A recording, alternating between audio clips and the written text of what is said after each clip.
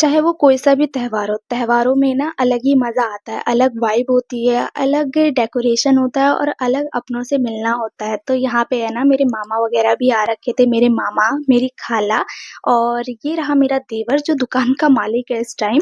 और फिर उसके बाद है ना वो उनको कपड़े लेने थे तो मैंने बोला कि यहीं पे आ जाओ और मेरे से मिल भी लेना, उसके बाद अपने कपड़े भी ले लेना।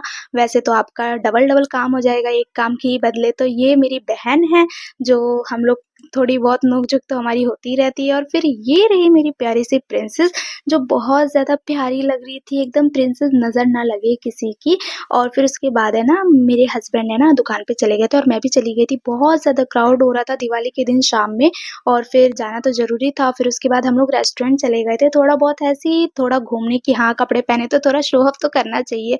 और बट सॉरी मैं आपको फाइनल लुक नहीं दिखा पाऊँगी अपना क्योंकि मैंने लिया ही नहीं था फ़ोटो। भाई साहब फिर पता नहीं मैंने क्यों नहीं लिया बट मैं उस दिन बहुत ज़्यादा प्यारी लग रही थी। उसके बाद ये रहा मेरा सैंडल जो बहुत ज़्यादा शाइन कर रहा था। और फिर उसके बाद है ना मुझे ये समझ में नहीं आ रहा था दुकान पे इतनी सारी भीड़ क्यों लगी है भाई डेकोरेशन की दुकान पे और दिवाली के टाइम पे ही भीड़ लगी हुई थी। लोग क्या कर रहे थे दिवाली के 1 दिन पहले? I don't know. और फिर उसके बाद है ना मैंने क्या करा दिए जला दिए, दिवाली के दिन दिए जला दिए। बहुत ज़्यादा प्यारा लगता है मुझे ये सब। और मुझे ये नहीं कि दिवाली के दिन दिए जलाना चाहिए, नहीं। बट लोग डेकोरेशन करते हैं ना तो आपको भी मन करता है डेकोरेशन करने का और मेरा तो डेकोरेशन फेवरेट है। बहुत ज़्यादा प्यारा लगता है और ये डन हो गया था मेरा और पूरी गली चमक रही थी दिवाली के दिन। ऑब्वियसली बहुत ज़्यादा प्यारा लगता है।